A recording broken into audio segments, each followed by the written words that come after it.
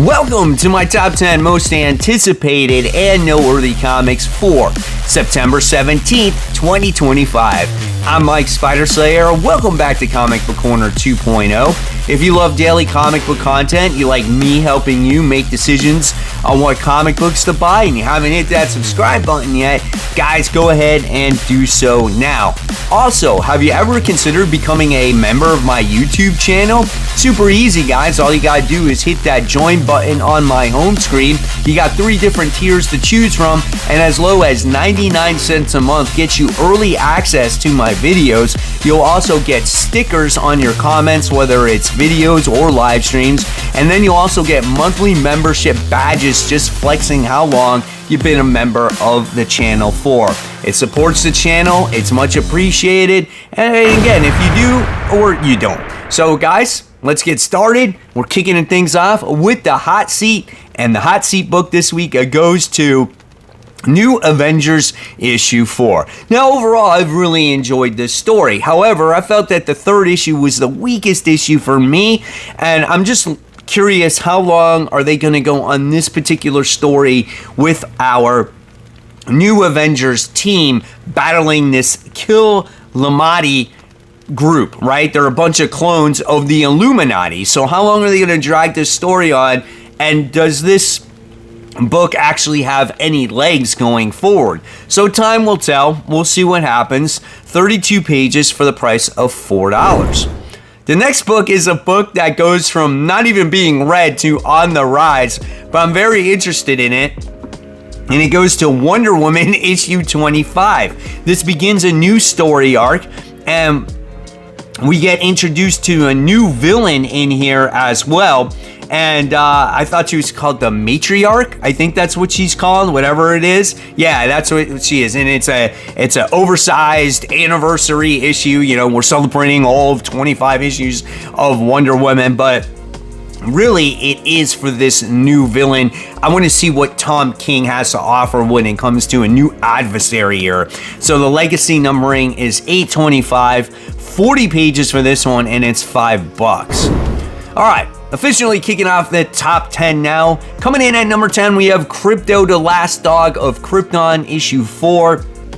Always a good series. However, it's a very fast read, I'm not gonna lie, because this is the point of view of a dog, and a dog doesn't have very much to say, right? So you get to experience what Crypto is going through, the people that he's coming across, whether it's Lex Luthor or just a random person out in the woods, or who does he come across this time, right? And it looks like we're starting to see him develop his powers, because in the last issue, he flew for the first time, he barked super loud, all kinds of crazy stuff. So we'll see what happens in this issue. It is a fun read. It definitely has a lot of heart. 32 pages, $4.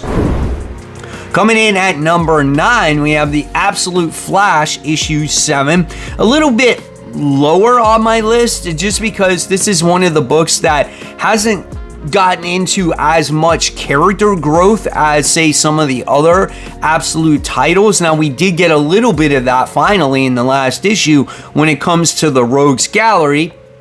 And we're still seeing Wally kind of come into his own when it comes to the powers and dealing with the situation at hand. So we'll see how this story continues to develop. 32 pages, $5. Coming in at number 8, we have The Amazing Spider-Man issue 12. Now, I've really enjoyed The Amazing Spider-Man. I think it's a much improved comic in my eyes than, say, the previous run. I think, like, written wise, when it comes to the art, it's kind of the same in many ways, because you still have John Romita Jr. that does partial artwork on the story. But when you have the Pepe Larraz artwork, I think it's a much better looking comic book. We're definitely going into 2 different directions here when it comes to the character, because you got a Spider-Man that's on the streets and you got a Spider-Man that's in space. And based off of the revelation that we got in the last issue, I don't know, it makes for an interesting story here on how are these characters going to hold up Peter's life? And if you read the story, you know what I'm talking about, right? So we'll see what happens with it. This one, legacy numbering is 976, 32 pages, $5. Like, trying to be vague about it. Coming in at number 7, we have This Ends Tonight. This is issue 3. Let me tell you, this book by, the art by Jay Lee here has been absolutely awesome. And I'm trying to remember who, is it Jerry Duggan? Is that right? Or is it Charles Soule? I forgot. One of the two who writes it. But nevertheless, this has been an interesting story about these girls in Vegas, right? Last issue, you wind up getting to see one on her bachelorette party, and then they're being attacked. They had a bounty on them, and it was just like them protecting this girl that was on her bachelorette party, and it was so much action and so much fun. And then the first issue kind of tied into the second issue, and it's just a beautiful, action-packed issue to look at. Absolutely loved it. I'm so curious what this third issue is going to bring. It's just nonstop actions, balls to the wall. It's great, guys. 24 pages, $4. Coming in at number 6, we have Fantastic Four. This is issue 3.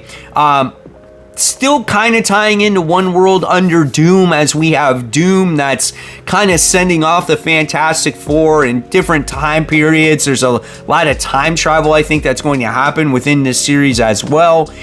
In the first couple issues, we got to see the Fantastic Four lost in time.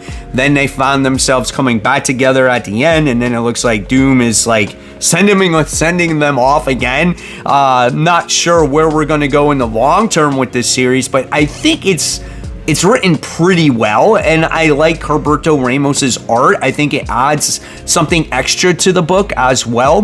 What I liked about the last issue, in issue 2, was there was a lot of Sue in there, and she doesn't ramble on as much as Reed. When this book I don't like as much when Reed talks, because he tends to talk too much. So legacy numbering 729, 32 pages, $4 for this one.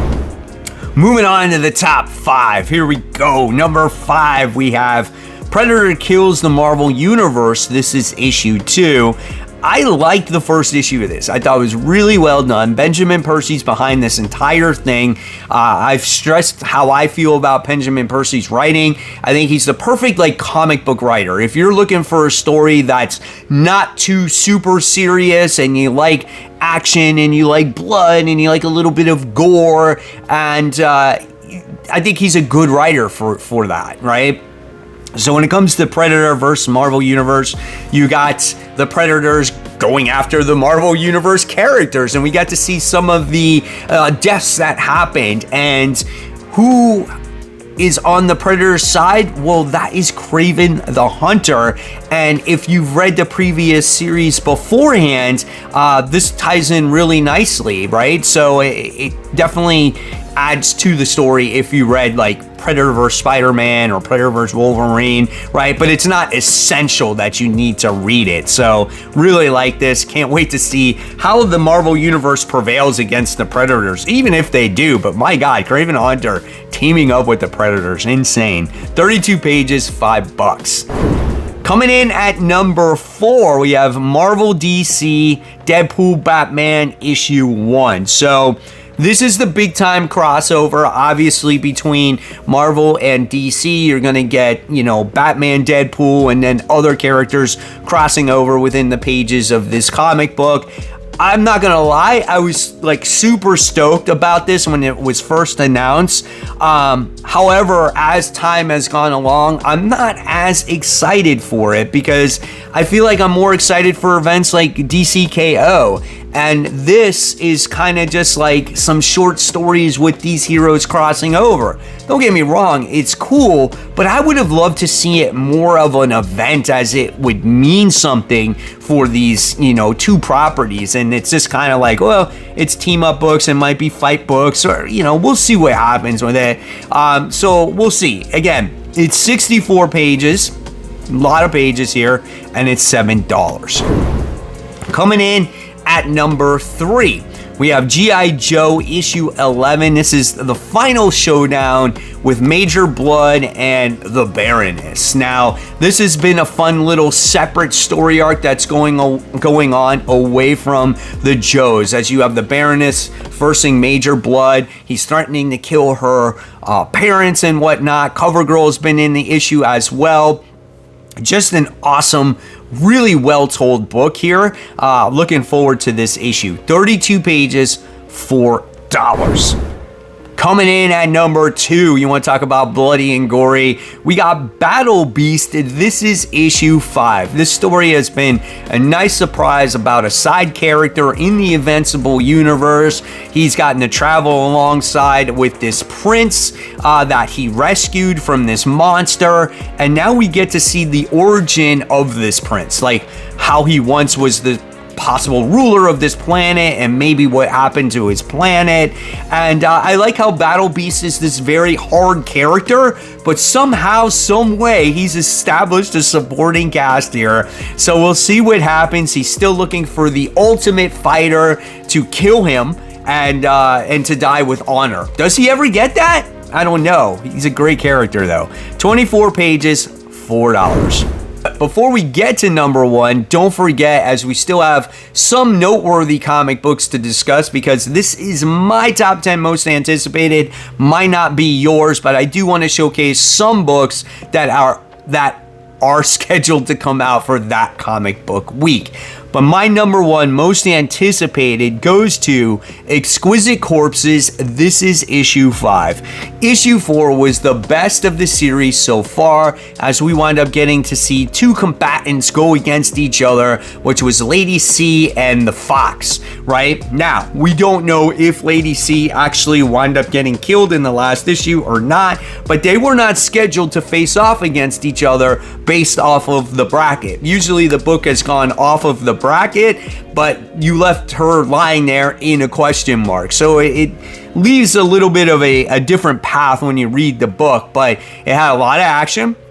It had a lot of gore. It took its focus away from the rich people that are running this tournament, and it got to the battle at hand, which I was definitely looking forward to. We're going to see what happens this time around. Again, my pick is the Gamer Kid. He's been lying low. He hasn't even been focused on in about 2 issues now, and I'm excited about that. Maybe he could pull off the upset, right? Who's your pick? Let me know in the comments below. 32 pages, $5. Noteworthy comics, as usual, guys. When it comes to Noteworthy, we always kick it off with Marvel. And the first thing we're going to talk about is the Ultimates. This is issue 16. This book has dropped off for me now. We're focusing on so many characters that get their one and done spotlights to possibly defeat the Maker. We're losing sight of everything that has been going on in this book. Like, we don't even get to see the Ultimates anymore. We just see random characters. Then we have the Uncanny X-Men. This is issue 21. Next, we have Ultimate Black Panther. This is issue 20. Then we have Miles Morales Spider-Man, issue 38. Maybe this book gets back on track for me, as we do have Felicia in the issue, which is cool. Then we have the Incredible Hulk. This is issue 29. Getting ready to start this series over again. Then we move on to DC Comics, as we have Nightwing, issue 130, followed by Batman Superman's World Finest. This is issue 43. Then we have Batman and Robin Year 1, which is always a solid book. I think this is getting ready to wrap up very soon. So yeah, we got that one coming up. And then we have Catwoman issue 79. I think it might be a new story arc that you can jump on. All right, and then we have the second issue of Justice League Red, issue 2. This is a mini series. The first issue was decent, but you didn't get to see the entire roster. So if this is a mini series, we want to see the entire roster, right? All right, moving on to some indie books here. We have The Walking Dead. This is issue 121. Then we have The Seasons. This is issue 8, followed by the first issue of Casey Jones. This is issue 1. And then we have No Man's Land. This is issue 1. I just spit outside my mouth. I can see it on the camera. And then we have, which is a weird one, Street Sharks. This is issue 1. I guess this was a cartoon at one point, if I remember correctly.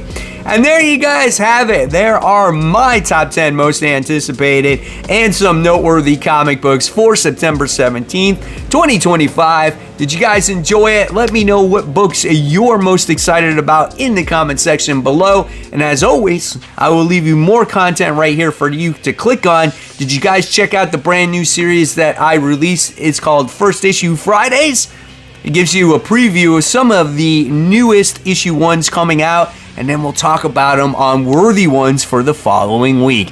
As always, guys, remember, support your local comic shops. Keep buying, keep collecting, but always read your comics so we can have a great comic conversation. Guys, thank you so much. I'll see you real soon. Bye.